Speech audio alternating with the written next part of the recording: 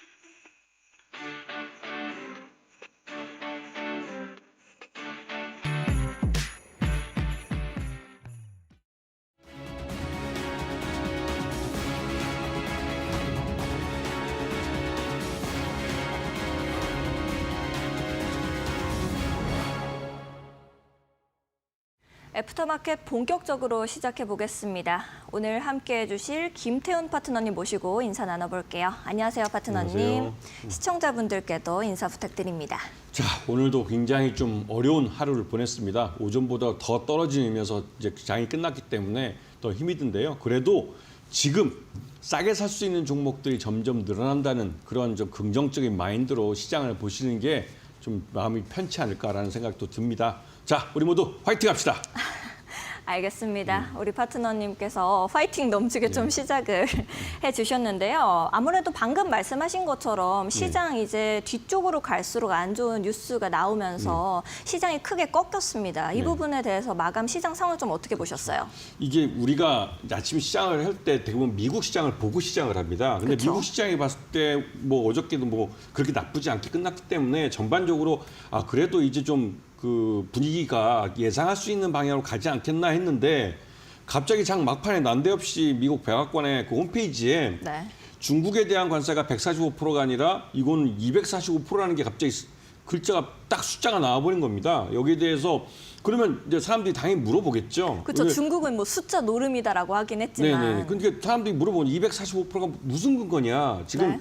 그 백악관에 발표하기는 145%라고 했는데 거기에 대해서는 이런 방법 말이 없습니다. 그러니 더 답답할 수밖에 없죠. 이게 5기라면 지금 미국과 이 중국이 나름대로 언더 테이블에서 뭔가 협상을 하고 있구나 하겠지만 이게 5기가 아니고 말 그대로 이 그러니까 백악관에서 뭔가 더 센 중국에 대한 관세를 매기려고 하는 거라면 이거는 진짜 점입 가경이라는 말이 뭐 맞을 것 같습니다.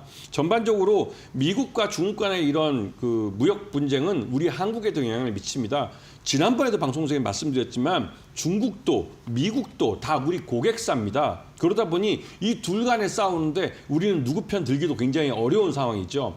그리고 이 둘 간의 이 싸움 중에 지난번에 그 트럼프가 이제 자동차 부품에 대해서 관세를 뭐 면제해 주겠다라고 말하면서 그나마 우리 기업들에게는 한숨 돌릴 수 있는 그러니까 기회가 오기도 했는데요.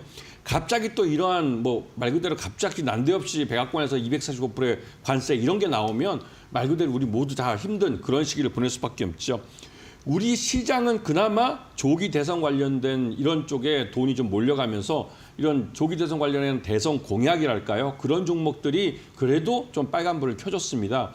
그나마도 숨 쉴 수 있는 그런 공간을 만들어주고 있는데 우리도 이제 투자 스스로가 이런 쪽을 좀 주의 있게 보시고 지난 한 8년 전쯤에 이런 조기 대선을 한번 한 경험이 있습니다. 그때 뉴스를 좀 찾아보시면 그때 시장이 어떻게 움직였는지 우리 시장도 비슷하게 움직이고 있다는 것을 아실 수 있을 겁니다. 알겠습니다. 우리 파트너님께서 이 지난 장미 대선까지도 좀 보셔라라고 말씀을 해주셨는데요. 조금 더 우리 시장을 정확하게 또 깊숙하게 살펴보기 위해서는 파트너님과 함께 섹터별로 나눠서 보면 좋을 것 같습니다. 첫 번째로 오늘 그래도 강세 섹터다라고 볼 수 있는 부분은 어떤 거 가지고 오셨을까요? 그 요번에 이제 대선 공약이 여러 가지 나옵니다. 이거는 뭐 여야를 넘나들어서 여러 가지 대선 공약이 쏟아 나오는데요. 오늘 요번에 아침에 뉴스에서 이슈가 된 게 AI 홈케어라는 겁니다. 이거와 함께 또 AI 변호사라는 것도 나왔죠. 네. AI 기술을 이용해서 다양하게 우리 생활 공간에서 필요한 것들을 이제 현실적으로 어떤 뭐 과학, IT 기술을 이용해서 하겠다는 건데요.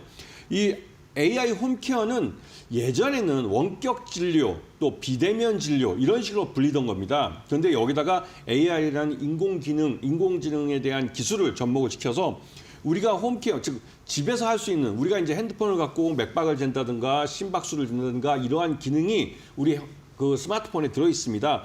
그런 것들을 이용해서 우리들의 어떤 그 바이탈을 측정을 해서 의사한테 보내주면 의사가 그걸 갖고 어떤 약을 처방해 준다든가 이런 식으로 비대면이 보다 IT 기술을 이용해서 그리고 또 이러한 것들을 그 AI 기술을 통한 빅데이터를 처리해서 사람들마다의 차이는 좀 있겠지만 전반적으로 이러한 바이탈을 보일 때는 이렇게 대응하는 게 그러니까 이렇게 처방해 주는 게 좋겠다라는 그런 데이터가 쌓이고 있습니다. 이런 것들이 의료 AI 쪽에 쌓이고 있기 때문에 이런 부분을 갖고 사람들에게 진료를 해줄 수 있는 것이죠. 그래서 이러한 그 AI 홈케어는 일반적인 우리가 예전에 불러왔던 원격 진료, 그다음에 비대면 진료 여기서 끝나는 게 아니라 이걸 통해서 그러니까 AI 기술을 접목시켜서 우리가 보다 과학적이고 효율적이고 또 그 각 개변에게 맞는 그런 진료를 이 의사가 그 환자에게 떨어져 있으면서도 할 수 있도록 합법화 시켜주고 이거를 좀 더 확산시키겠다는 건데요. 근데 여기서 이제 한 가지 좀 걱정되는 건 네. 우리가 항상 의료 민영화라는 거하고 연결해서 말들이 많이 나옵니다. 네. 근데 이번에 더불어민주당에서 내놓은 이 공약은 의료 민영화에 대해서는 일정 부분 견제를 놔두고 했기 때문에 기존 의사들도 반대하지 않을 걸로 보이고 그러한 영향이 의료 AI 관련주들이 오늘 대거 상한가에 올라가고 20% 이상 두 자릿수의 상승률을 나타낸 결과인 것 같습니다. 알겠습니다. 일단 원격 의료나 네. 방금 전에 말씀하신 것처럼 이런 AI 헬스케어 같은 것들이 작년에도 한번 크게 네. 올라줬었던 것으로 좀 기억이 나는데요. 과거 흐름과 좀 비교해 봤을 때 지금의 이 국면은 단기 국면일지 아니면은 좀 이제 진짜 모멘텀이 되어줄 수 있을지 이런 네. 부분들이 좀 궁금합니다. 이건 좀 어떻게 보세요? 전반적으로 그 AI 쪽에 돈이 많이 몰려갑니다. 그리고 네. 그 AI 관련해서 이 AI 기술이 인공지능이 다양한 분야에 사용이 됩니다. 그쵸. 특히 요번에 이제 의료 쪽에 이게 적용이 되는 것이죠. 네. 그리고 의료 쪽으로 적용할 때 우리가 가장 잘 갖고 있는 개개인마다 갖고 있는 이 스마트폰 이게 하나의 도구로서 작동이 되는 겁니다. 그렇기 때문에 이러한 그 AI 홈케어라는 이 기술이 앞으로 우리 생활에 들어오기 시작하면서 장기간에 걸쳐서 우리가 이제 비대면, 그러니까 우리 그 지방 같은 경우는 의료 서비스가 좀 취약한 지역이 있는데요. 그런 지역을, 즉 의료 사각지대를 줄이는 쪽으로 이제 이러한 서비스들이 발전해 갈 것이고요. 거기에 대해서 나름대로 청사진을 한번 제시하고 이게 산업화로서의 또 돈을 버는 기술로서 발전해 갈 수 있는 방향을 한번 제시해 준 겁니다. 그리고 구체적으로 이게 이제 정책으로 입안이 돼서 우리들의 세금이 사용될 때 이게 진정한 산업으로서 또 시장으로서 의미를 갖게 되는 것이죠.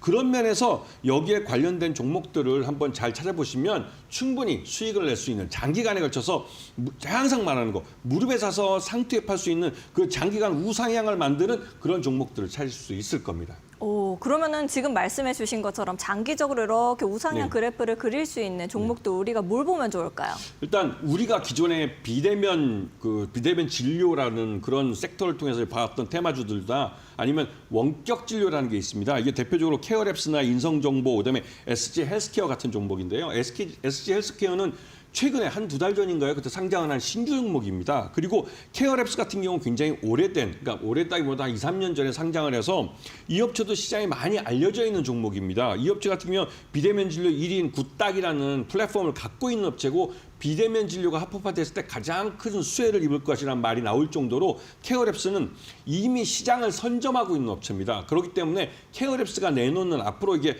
이 비대면 진료 이게 그 말 그대로 이제 그 AI 홈케어랑 접목이 돼서 했을 때 내놓을 수 있는 그런 의료 서비스가 어떤 것이 있는지 굉장히 궁금해지기도 하고 이 시장 자체가 굉장히 커질 수도 있습니다. 그런 시장을 케어랩스라는 회사가 먼저 선점하고 있기 때문에 오늘 상한가를 빵 쳐버린 것이죠. 그리고 두 번째는 그 인성정보라는 업체가 있는데 인성정보는 굉장히 오래된 의료 AI 쪽에서는 굉장히 오래된 업체입니다. 말 그대로 시장을 가장 오랫동안 하고 있으면서 나름대로 이 시장을 가장 폭넓게 갖고 있는 그런 업체이기 때문에 이게 본격적으로 이제 의료 AI 쪽에 이 합법화가 되고 시장이 열렸을 때 인성정보는 가장 다양한 서비스를 내놓을 수 있는 그런 기술력과 시장과 경험을 갖고 있는 회사입니다. 그렇기 때문에 인성정보도 장기간의 시각을 갖고 좀 보시면 충분히 오랫동안 우상향하는 차트를 그리면서 지금의 가격이 우리가 명품 소비할 때 하는 말처럼 가장 쌀 때라는 느낌을 여러분 스스로 받을 수 있을 겁니다. 알겠습니다. 파트너님께서 이렇게 좀 첫 번째로 이 의료 쪽으로 헬스케어, 의료 AI를 말씀을 좀 해주셨는데요. 나도 좀 더 자세하게 이 하나하나의 종목들을 봐보고 싶다 하시는 분들은 김태훈 파트너님과 함께 잡아가시면 좋을 것 같습니다.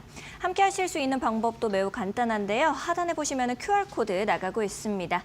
하단에 있는 QR코드 앞쪽으로 스마트폰 기본 카메라를 가까이 가져다 대시면 김태훈 파트너님과 함께 하실 수 있는 영어로 된 링크 하나 뜨게 됩니다. 링크 타고 들어오셔서 좋은 종목들, 좋은 정보들 얻어가시면 좋을 것 같고요.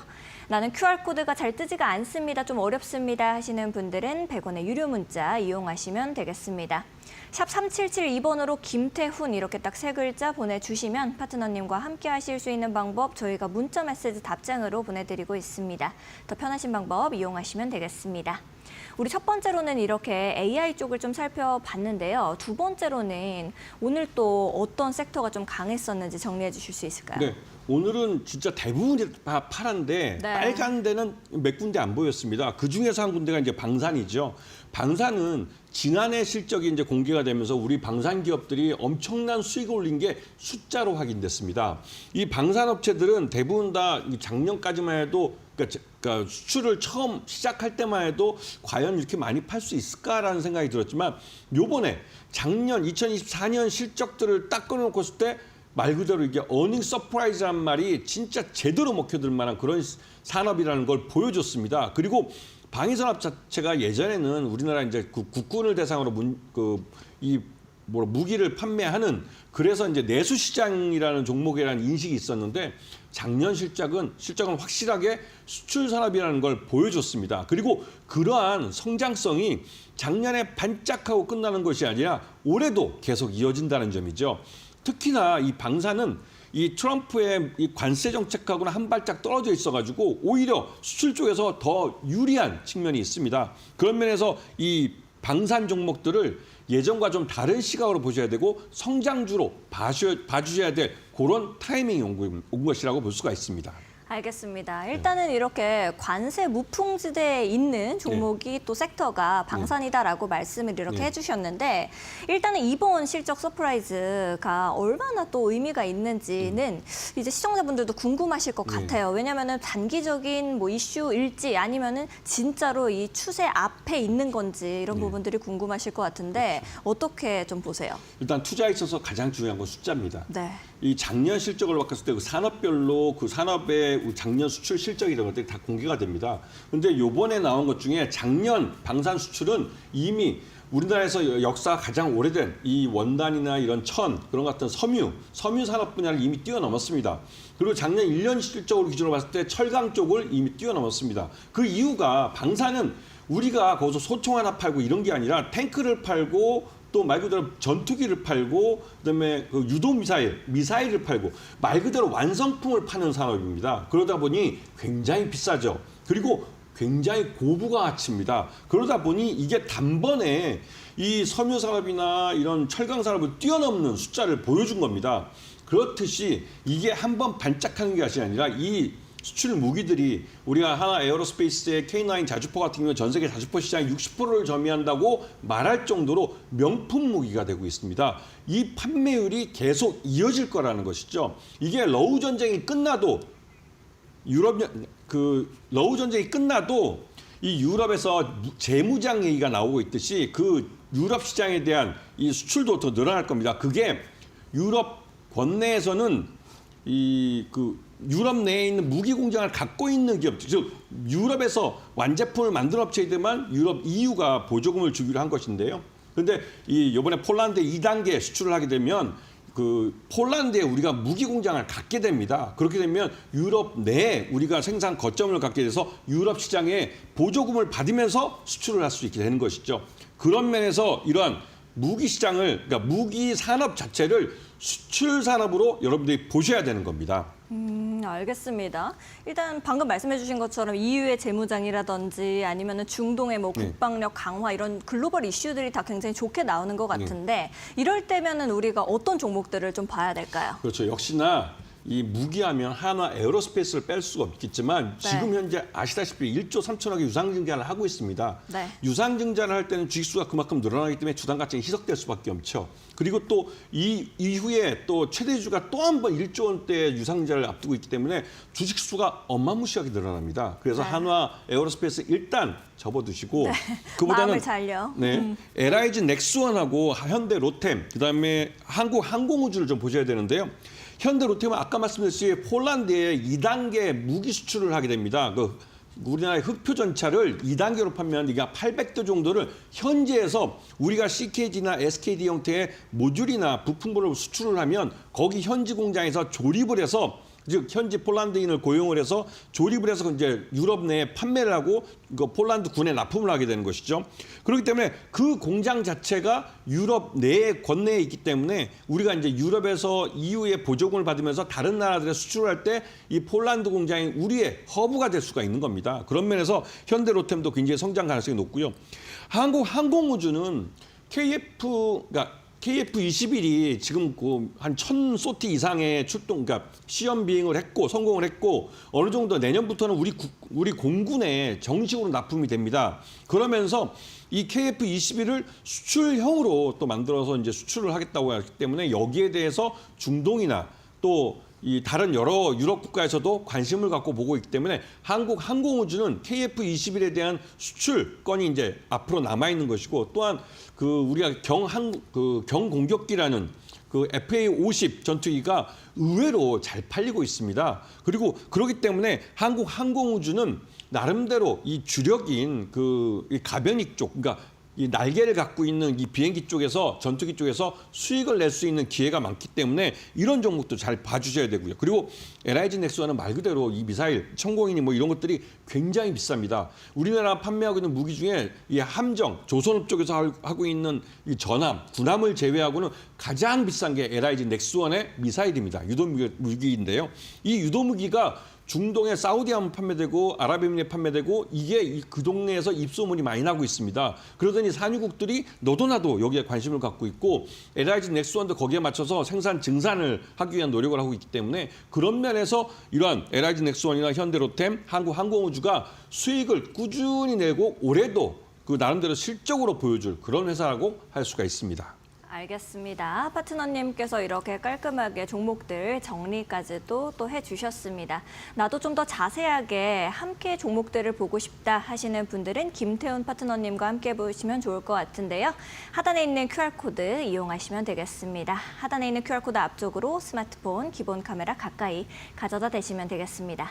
저희 방송에서는 현재 활발하게 거래가 이루어지고 있는 넥스트레이드 종목들을 함께 봐드리고 있습니다. 시가총액 상위 종목들 보러 가겠습니다. 코스피 종목들부터 보겠습니다. 전체적으로 파란불을 켜고 있습니다. 삼성전자 3% 하락하고 있고요. 54,900원에 거래되고 있습니다. SK하이닉스 역시도 큰 폭으로 하락세 보입니다. 3.49% 하락하면서 174,300원에 거래됩니다. LG에너지솔루션은 0.58% 약보합권이면서 34만 3천원, 삼성바이오로직스 0.87% 하락세 보입니다. 102만 5천원에 거래됩니다. 현대차는 2.57% 하락세 보이면서 18만 2,200원에 거래되고 있습니다. 코스닥 종목들도 함께 보겠습니다. 알테오젠 3.16% 강한 하락세 보입니다. 36만 8천원에 거래되고 있습니다. 에코프로비엠 2.7% 하락세 보이면서 9만 7,300원에 거래되고 있고요. HLB 0.92% 유일하게 강보합권입니다. 5만 4,600원에 거래됩니다. 에코프로 3.31% 하락세 보이면서 4만 8,150원. 레인보우 로보틱스 4.22% 하락세 보이면서 27만 2,500원에 거래되고 있습니다.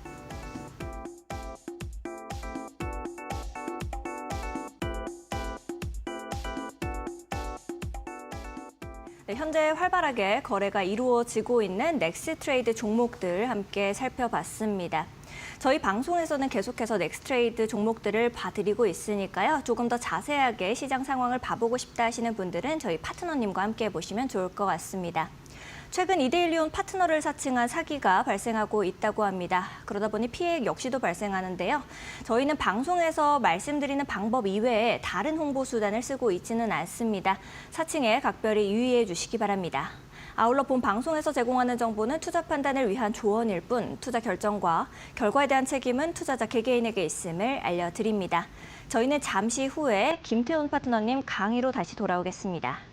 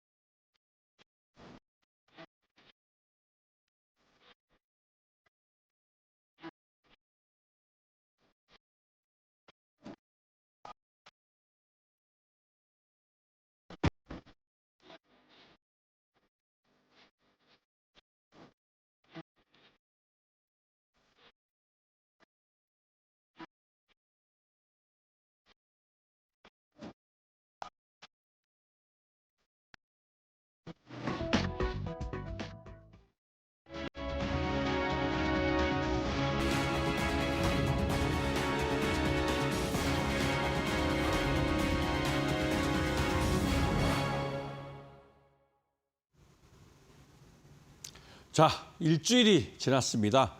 오늘 장이 막판에 좀 무너져서 좀 가슴이 아픈데요. 그래도 이 또한 다 지나갈 고통이긴 합니다. 자, 오늘 제가 갖고 온 것은 여러분들에게 아마 잘 알려져 있지 않다고 할까요? 아니면 항상 우리 주변에 있지만 여러분들이 관심을 갖지 않았던 그런 창투사입니다. 지금 시즌이 이 조기 대선이라는 시즌인데 이때 조기 대선 이 시즌에 가장 많이 언급되는 게 바로 이 그 창투사입니다. 왜냐하면 모든 그 대선 공약이나 이런 것들이 기승정 창투사로 모이기 때문이죠. 그래서 창투 종목들이 여러분이 생각하는 것보다 의외로 조기 대선 이런 정치적 이벤트가 있을 때는 꽤 짭짤하게 많이 오르는 그런 종목이기도 합니다. 그리고 무엇보다도 오늘 제 강의를 듣고 나면 이제 아시겠지만 이 창투사들이 예전에 저금리일 때 만들었던 펀드들이 지금 이제 만기가 돌아오기 시작합니다. 이 말뜻은 창투사들의 실적이 좋아지는 그런 시즌이 도래했다는 겁니다. 주가는 이런 그 기업의 실적이 반영된 그림자입니다. 즉 먼저 길어진다는 것이죠. 그렇기 때문에 여러분들이 지금 창투사들이 뭐 몇천 원밖에 안 하고 이게 저가로 보이고 그래서 뭐 별 볼 일 없어 보이는 회사라고 보실지 모르겠지만 진정한 명품은 지금이 제일 싼 때라고 말하는 것처럼 이 그 창투사들은 지금이 가장 쌀 때라고 말할 수 있는 그런 시기라고 할 수가 있습니다. 그런 면에서 이 창투사를 좀 보셔야 될 거고 지금 보시는 게 작년 창투사들의 실적입니다. 보시면 아시겠지만 별로 안 좋게 나온 것처럼 보이지만 대부분이 다 흑자입니다. 적자를 낸 기업이 없다는 것은 그만큼 경기가 침체해도 안정적으로 수익을 낼 수 있는 사업 구조를 갖고 있다는 걸 말해주는 것이죠. 창투사는 무엇보다도 한국은행의 기준금리와 굉장히 밀접한 관계가 있습니다. 그렇기 때문에 한국은행 기준금리의 방향이 위인지 아래인지를 잘 보셔야 됩니다. 아래로 내려가면 창투사에게 좋은 일입니다. 위로 올라가면 창투사에게 별로 안 좋은 일입니다. 이 부분을 기준으로 잘 생각해 두시고 조기 대선에서 가장 많이 나오는 단골 그 대선 공약이 청년 실업, 청년 일자리 문제입니다. 그 청년 일자리를 해결해 주는 가장 쉬운 방법이면서 또 여러 번 반복되는 게 벤처기업 활성화입니다. 그 벤처기업 활성화를 위해서 벤처기업에게 돈을 투자해 주는 그 창투사들이 항상 시장의 뉴스의 중심이 되어 왔습니다. 이 부분 기억하시고 그리고 증권업 기업금융 경쟁력 제고 방안이라고 이름이 좀 길긴 한데 쉽게 말해서 증권사들, 특히 대형 증권사들이 이 기업보험을 발행할 수 있게 해줬는데 그 기업보험을 발행해서 시장에 자금을 끌어들이면 끌어들인 돈 중에 일정 부분을 모험자본인 창투사에 투자를 하라고 하는 것입니다. 이건 의무사항입니다. 법적으로 의무사항이기 때문에 무조건 해야 되는 것이죠. 그렇게 되면 창투사들은 따로 열심히 막 자기들이 뭐 두껍게 IR자로 챙겨가면서 막 이런 돈 있는 데를 찾아다닐 필요가 없습니다. 법의 의무사항이기 때문에 창투사를 오히려 돈을 싸들고 찾아옵니다. 그렇기 때문에 창투사들은 돈을 법니다. 그리고 마지막으로 저금리 시기에 결성된 벤처 펀드들이 이제 청산되는 시기가 도래한다고 앞에서 말씀드렸듯이 그러한 좋은 시즌이 돌아오기 때문에 지금 창투사들을 봐야 한다는 것이죠. 자, 첫 번째로 한국은행 기준금리가 인하되면 무엇이 좋으냐? 말 그대로 시장 내에 유동성이 늘어나게 됩니다. 시장 내에 유동성이 늘어나면 그 돈을 갖고 신규로 펀드를 만들 수 있고 신규로 펀드를 만들게 되면 그런 벤처 펀드에서 들어오는 이런 운영 자금이나 이런 관리 수수료를 받아서 창투사들은 수익을 가져갈 수 있습니다. 이거는 창투사들이 가져가는 가장 안전한 자금이기도 합니다. 왜냐하면 성과 수수료는 자신들이 잘 투자를 하고 투자한 것을 잘 회수를 해서 그 펀드에 수익이 많이 남았을 때 거기에 투자해준 이 LP들에게 돈을 다 분배를 하고 남는 돈 중에서 자기 말 그대로 그 성과를 따져서 받아가는 거기 때문에 이거는 청산한 이후에 받아가는 거고 관리 수수료는 지금 당장 펀드 규모에 따라서 내가 받아가는 거기 때문에 창투사의 가장 주된 수익원이 되는 것이죠. 그리고 이런 창투사들이 그러니까 투자한 회사들이 후속해서 이 A라는 창투사가 투자하고 이 투자받은 회사가 좀 더 발전을 하고 오면 그 다음에 더 큰 투자를 할 때 다른 창투사들이 또 투자를 해주고 이런 것처럼 이 금리가 인하될 때는 이런 그 벤처기업들이 자금을 구하기가 쉬워집니다. 그렇게 되면 창수사가 투자한 자금도 안전하게 운영이 되는 것이죠. 그러면서 그 벤처기업이 성장을 하면 그 성장 과실을 창수사가 가져가는 겁니다. 이 개념을 잘 알고 계셔야만 창투사에 안정적으로 내가 내 종목에 대한 신뢰를 갖고 투자를 하실 수 있는 겁니다. 자, 넘어갑니다. 세 번째, 이게 이제 주요 광역단체장, 그러니까 광역단체에서 이제 내놓는 요번 조기 대선에서 자기네 지역에 이러이러한 수건 사업들이 있습니다 하고 내놓은 공약들입니다. 그런데 가만히 보면 이 모든 게 전국 팔도에 있는 모든 지자체들이 내놓은 이것들이 기승전 청년 일자리 사업으로 이제 귀결이 됩니다. 말 그대로 우리 지역에 일자리를 좀 만들 수 있도록 투자를 해달라는 것이죠. 그 투자를 해주는 그 기업들이 바로 창투사입니다. 그렇기 때문에 이런 부분을 잘 보시면서 시장을 보셔야 되고요.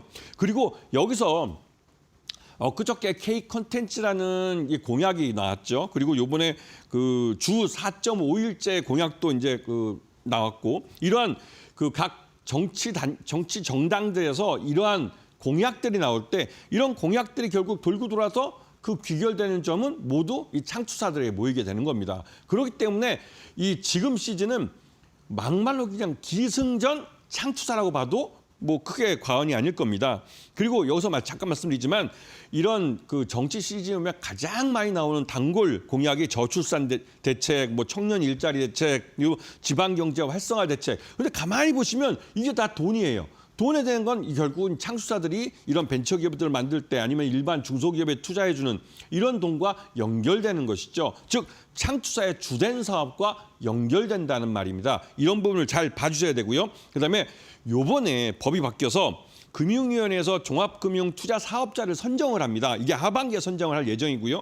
그리고 선정된 이 종합금융투자사업자 이게 누구냐? 대형 증권사입니다. 자본금이 큰 뭐 4조 이상, 8조 원 이상 이 정도 되는 이런 그 증권사들, 대형 증권사들이 이 그 법인, 그러니까 기업 어음을 이제 발행을 할 수 있고 발행어음이라고 그러죠. 발행어음을 할 수 있게 되면 그런 발행어음을 할 때 어떻게 운영할 것인가의 규제를 이번에 내놓습니다. 그래서 이번에 이런 자금들이 M&A나 구조조정에 잘 흘러갈 수 있도록 하고, 그다음에 금융위에서 이번에 종투사를 하반기에 선정을 하면 여기서 발행한 이 종합금융투자사업자 그 대형 그 증권사에서 발행한 이런 발행어음에 조달한 자금, 이 자금 중에 25%는 무조건 묻지도 따지지 말고 모험 자본에 투자하라는 의무를 부과했습니다. 이렇게 되면 이런 그 대형 증권사들은 발행어음을 하면 그 발행어음에 들어온 돈을 갖고 창수사들을 골라서 이 돈 25%를 잘 운영해줄 창수사들에게 장기로 이 돈을 투자를 하는 겁니다.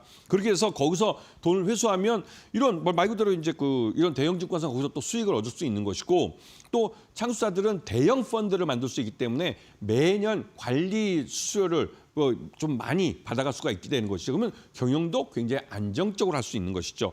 이런 부분을 봤을 때 이런 법과 제도도 이런 창수사들을 도와주고 있습니다. 그렇기 때문에 창수사들 잘 보셔야 되고요. 그리고 여기에 맞춰서 이 창수사들, 벤처 캐피탈들은 이 종투사의 모험 자금을 받기, 모험 자본 투자를 유치하기 위해서 자신들의 인력들을 새로 신규로 고용을 하고 나름대로 그런 그 투자 본부를 만들고 하면서 이런 투자금을 받기 위한 외형을 갖추는 데 투자를 하고 있습니다. 이런 부분을 잘 보시면서 창투사들 중에서도 이렇게 이제 시대 흐름을 잘 타고 준비를 하고 그렇게 해서 외부로부터 돈을 잘 투자받는 이런 창수사를 잘 고르시면 분명 그 성장 과실을 여러분도 함께 가져가실 수 있을 겁니다. 자, 마지막으로 한국은행 여기 이제 보면 아까 말씀드렸던 한국은행이 이 이제 기준금리의 변동을 보여준 건데 이 큰 표는 이게 한 10년 되는 그림입니다. 예전에 2008년도 전 세계적으로 금융위기가 있었죠. 그때 우리가 이제 처음으로 저금리라는 거, 우리 부모님 세대는 뭐 10%, IMF 때만 해도 한 15%까지 금리가 올라가기도 했죠. 그랬던 시대를 사셨던 분들이고 우리 시대는, 물론 저도 그런 시대를 젊었을 때 좀 보내긴 했지만 우리 시대에는 이제 한 자릿수 이 저금리가 일반화됐습니다. 이 여기에 이제 나이 드신 은퇴하신 우리 아버님 세대들은 굉장히 당황하시죠. 왜냐하면 이 고금리 시대를 살아오셨던 분들이 갑자기 이런 저금리가 되니까 말 그대로 돈 굴릴 때가 마땅치 않은 겁니다. 왜냐하면 돈을 굴려봤자 1년 만기 정기예금 해봤자 세금 내고 나면 3%도 안 되는 수수료 갖고는 수익 갖고는 생활이 안 되니까 그렇죠. 그래서 부동산으로 임대 소득이 발생하는 그런 부동산을 사거나 아니면 거기에 투자를 하거나 이렇게 해보셨던 건데 이런 저금리가 지난 10년 동안 우리나라뿐만 아니라 전 세계적으로 저금리가 지배를 했던 시대입니다. 그러다 보니 이런 때 만들어진 창수사의 펀드들은 기본적으로 한 7년 정도 장기 운용을 합니다. 그 사이에 말 그대로 돈을 좀 많이 벌었죠. 그리고 이 돈 번 것들을 요번에 펀드들이 청산이 되면서 돈이 되는, 그러니까 청산이 되면서 여기서 성과 수수료까지 받게 됩니다. 이 말뜻은 창수사들이 진짜 큰 돈을 번다는 것이죠. 이렇게 창수사들이 돈을 많이 버는 시기에 여러분도 보셔야겠죠. 창수사 공략법입니다. 딴 거 볼 필요 없이 이 창수사가 어떤 운영 펀드를 갖고 있고 투자 조합 수가 몇 개나 되고 그래서 안정적으로 관리 수수료를 얼마큼 받고 있는지 그래야 운영하는 동안 망하지 않으니까요. 이런 것들 잘 봐주시고 관리 보수 규모를 분명히 확인하셔야 됩니다. 사업보고서 들어가시면 확인할 수가 있습니다. 그다음에 투자 기업들 어디 투자했는지 친절하게 자신의 홈페이지에 다 오픈해 놨습니다. 그러면 그중에서만 잘 보시면 여기가 이 AI 쪽에 투자했는지 아니면 컨텐츠에 투자했는지 아니면 반도체에 투자했는지 그것도 분명히 알 수 있고 이런 종목들이 언제 IPO를 하는지 왜냐하면 그건 뉴스에 바로 나옵니다. 어떤 때 이런 종목들이 이 IPO를 위한 유가증권 신고서를 냈다는지 이런 뉴스가 나오기 때문에 그러면 이번에 이 창수사들이 돈을 벌 차례구나 하는 거 금세 알 수가 있죠. 이런 것들을 체크하시면 분명히 창수사에서 투자해서 그 수익을 낼 수 있는 기회를 잡으실 수 있을 겁니다. 알겠습니다. 파트너님께서 이렇게 말씀하신 것처럼 창투사 나도 놓칠 수 없다 하시는 분들 그리고 IPO나 M&A 관련된 이슈들을 조금 더 편안하게 받아보고 싶다 하시는 분들은 김태훈 파트너님과 함께 보시면 좋을 것 같습니다. 하단에 QR코드 나가고 있는데요. 하단에 있는 QR코드 앞쪽으로 스마트폰 기본 카메라를 가까이 가져다 대시면 영어로 된 링크 하나 뜨게 됩니다. 링크 타고 들어오셔서 좋은 종목들 같이 잡아가시면 좋을 것 같고요. 나는 QR코드가 잘 뜨지가 않습니다. 좀 어렵습니다 하시는 분들은 100원의 유료 문자 이용하시면 되겠습니다. 샵 3772번으로 김태훈 이렇게 딱 세 글자 보내주시면 파트너님과 함께 하실 수 있는 방법 저희가 문자 메시지 답장으로 보내드리고 있습니다. 더 편하신 방법 이용하시면 되겠습니다. 그러면 우리가 이제는 내일 시장에서 어떤 종목들을 좀 공략해 봐야 될지 이런 부분들도 많이들 궁금하실 것 같은데요. 파트너님 설명 또 들어보겠습니다. 자, 돌아왔습니다. 자, 첫 번째 종목 말씀드리겠습니다. 이 종목은 1세대 벤처 캐피탈입니다. 1세대라는 것처럼 좀 업력이 된다는 소리죠. 그래서 운용자산도 1조 2천억이나 됩니다. 꽤 큰 돈을 만지는 창수사죠. 어디냐 하면 바로 LB 인베스트먼트입니다. 그런데 LB라고 하면 잘 모르시는 분들이 많은데 옛날에 여기가 뭐였냐면 LG 창업투자입니다. LG 창투라고 불렀죠. 그 회사가 LB그룹으로 떨어져 나갈 때 핵심 회사로서 이 회사가 LB 인베스트먼트라는 이름으로 독립을 한 겁니다. 그래서 이 회사는 말 그대로 대기업에서 떨어져 나왔기 때문에 시스템도 대기업 쪽으로 갖고 있고 그리고 이 회사 자체가 하나의 그룹의 주력 회사입니다. 굉장히 튼튼하다는 소리죠. 그래서 이 회사는 올해만 해도 AI나 방산, 헬스케어 등 이런 쪽에다가 최소 1,500억을 투자할 계획입니다. 이거는 연초에 IR하면서 공개를 한 자료고요. 그리고 올해 2025년에 리브스메드, 세미파이브, 오가노스 사이언스 좀 이름이 굉장히 어렵긴 한데 이러한 업체들 한 6군데가 올해 IPO를 할 것 같다고 예상을 하고 있습니다. 그러면 6종목의 그 상장 이후에 이제 그 지분을 팔아서 차익을 회수할 수가 있는 것이죠. 그렇기 때문에 이러한 종목들, 창수사들은 보유하고 있는 회사들이 언제 IPO를 하는지 그 IPO 타이밍 때마다 이 회사가 이런 그 보유하고 있는 펀드나 아니면 자체 자금으로 투자하는 회사에서 돈을 벌겠구나 하는 걸 아실 수가 있는 것이고요. 그리고 이 회사가 특히 더 대단한 건 이번에 3천억짜리 펀드, LB 넥스트 퓨처 펀드라는 걸 이번에 만듭니다. 여기에 산업은행이나 국민연금이 출자를 승인했습니다. 이 말뜻은 진짜 3천억짜리 펀드를 만들 가능성이 높아졌다는 겁니다. 그리고 이런 3천억이나 되는 펀드를 운영하려면 관리 보수가 꾸준히 많이 들어오게 되는 것이죠. 1%만 해도 얼마입니까? 1년에 30억이 들어오는 겁니다. 그리고 그렇기 때문에 LB 인베스트먼트 같은 경우 매수가 4천 원, 손절가는 3,700원 잡으시고 목표가는 9,000원 잡으시는데 왜 9,000원이냐면 올해 LB 인베스트먼트는 작년보다 실적이 더 좋아질 가능성이 높습니다. 그렇기 때문에 전반적으로 한국은행에서 한 번 내지 두 번 정도 금리를 한 번 더 할 것이라고 얘기하고 있기 때문에 지금 그렇게 실제로 한국은행 금리 인하를 하고 하면 이 LB 인베스트먼트는 추가적인 펀드를 만들 수도 있고 그래서 실적도 더 좋아질 수 있습니다. 그렇게 되면 말 그대로 목표가 9,000원 이상 그 이상도 갈 수 있는 것이죠. 그렇기 때문에 지금 창수자들은 가장 싼 때라고 말할 수 있는 겁니다. 자, 그리고 다음 좀 바로 가겠습니다. 지금 시간이 없으면 별로. 자, 두 번째 종목은 이것도 역시 1세대 창수사고 또 2023년 12월 달에 상장을 했습니다. 1세대 창수사인데 굉장히 늦게 상장을 한 거예요. 근데 이 회사도 운영자금이 한 6,500억 원 되죠. 그렇기 때문에 이 회사도 한 15대 창수사 안에는 이름이 올라갑니다. 우리나라에 지금 현재 활동하고 있는 창수사가 한 1,500개, 아니 150개 정도 됩니다. 그중에서 상장돼 있는 게 20개가 채 안 되죠. 그렇기 때문에 상장돼 있는 창수사들은 굉장히 좋은 회사라고 볼 수가 있습니다. 자, 그리고 이 회사는 바로 HB 인베스트먼트입니다. 이 HB 인베스트먼트는 1999년에 만들어졌기 때문에 1세대로 칩니다. 2000년 전에 만들어지면 대부분 1세대라고 보고요. 그때 벤처붐이 있었죠. 그 벤처붐을 경험한 회사이기도 합니다. 그때 돈을 많이 벌었고요. 그리고 하지만 이 회사가 다른 창수사들과 다른 점은 이제야 2025년이 돼서야 상업투자펀드 PF에 처음으로 투자를 하기 시작했다는 점입니다. 다른 창수사들은 이미 상업펀드에 일찍부터 법이 허용이 됐을 때부터 투자를 했지만 HB 인베스트먼트는 상장한 이후 한 2년이 지난 이 시점에서 처음으로 그 관련된 인원들을 뽑고 이 본부를 만들어서 투자를 시작하는 겁니다. 그리고 올해 만기 투자조합이 총 5개고 그 5개의 실적이 꽤 괜찮은 투자를 한 걸로 알려져 있습니다. 여기서 성과 보수를 꽤 많이 받겠죠. 그렇게 되면 올해 HB 인베스트먼트 실적이 좋아진다는 소리입니다. 그리고 지금 현재 이 회사가 투자한 회사 중에 달바글로벌이라고 비건 화장품이라고 있습니다. 이 달바글로벌은 이 회사 창업하신 분도 그렇고 이게 마케팅에 뛰어난 그런 분들이죠. 해외에서 그 해외 유명한 인플루언서들을 이용해서 광고를 하면서 이 비건 화장품을 많이 이제 그 홍보를 해서 그게 성공을 했습니다. 그래서 이 달바글로벌 이번에 IPO를 착수하는데요.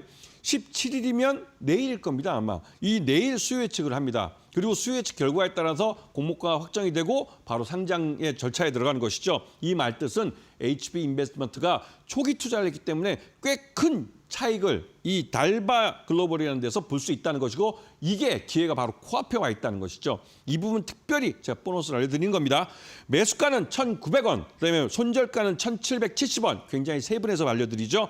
목표가는 4,000원입니다. 여러분들이 항상 말씀드리지만 분기별로 실적을 확인하시고 가셔야 된다는 것이고 마지막 종목 바로 쏴드리겠습니다. 마지막 종목은 이 종목도 역시나 1세대라고 볼 수 있지만 이 종목은 다른 창수사들과 좀 다릅니다. 자기 자금을 갖고 직접 투자를 하기 때문에 미래에셋 벤처 투자와 비슷한 구조를 갖고 있는 회사죠. 이 회사는 신성 ENG의 관계사인 우리기술투자입니다. 그런데 여러분들이 우리기술 투자하면 대부분 다 이 두나무라고 해서 이 업비트라는 가상자산 거래소의 최대 주주, 두나무의 주주사로만 알려져 있고 비트코인 가격이 움직일 때마다 위로 움직이면 주가 같이 올라가고 비트코인 주가가 떨어지면 가격이 떨어지면 이 우리기술 투자도 같이 떨어지는 그런 종목으로 기억하시는데 우리기술 투자가 이번에 안다르에 투자한 것은 안다르라고 여성복이 있습니다. 그 여성들이 운동할 때 쓰는 그런 옷 입는 그런 옷인데요. 안다르라는 옷인데 그 브랜드인데 이 안다르에 투자를 했습니다. 투자를 9주를 인수하면서 투자를 했고 그리고 그 안다르는 조만간 IPO를 할 거라고 합니다. 이 안다르에는 미래에셋 벤처 투자도 투자를 했었죠. 이것을 대대적으로 이번에 홍보를 했습니다. 그 홍보한 이유가 우리기술 투자 자체가 너무 두나무의 IPO에 연동해서 또 비트코인 가격에 연동해서 주가가 급등락을 하다 보니 지난 연말에 트럼프가 집권할 때는 그 12,000원대까지 주가가 급등했다가 그 이후에 비트코인 가격이 하락하면서 지금 6,000원대가 반토막이 나버렸어요. 이 회사 자체도 이런 비트코인과 주가가 연계되는 것을 좀 벗어나서 나름대로 이 벤처 캐피탈로서의 역할을 시장에서 어필하겠다 해서 안다르에 투자한 것을 별로 큰 돈도 아닌데도 굉장히 크게 홍보를 했습니다. 그리고 이 안다르가 IPO를 하면 그 수혜를 받을 거라고 대대적으로 얘기를 하고 있죠. 이 우리기술 투자는 굉장히 좋은 회사입니다. 왜냐하면 아까 말씀드린 그 두나무라는 그 회사에 투자를 했을 때 몇 프로 지분은 안 되지만 이게 55억인가를 투자해서 지금 평가액이 6천억이 넘습니다.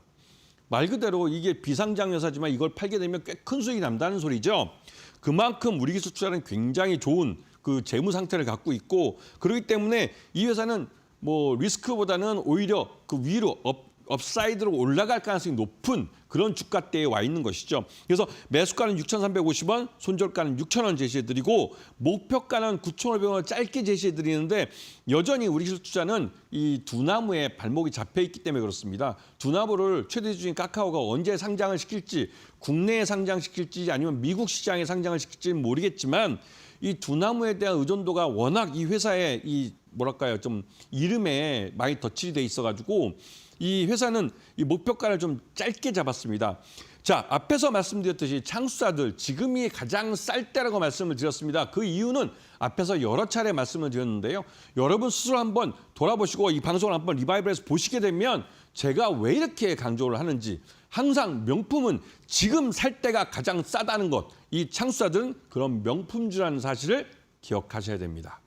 알겠습니다. 파트너님께서 이렇게 자세하게 종목들 어느 가격선까지 봐야 하는지도 알려주셨는데요.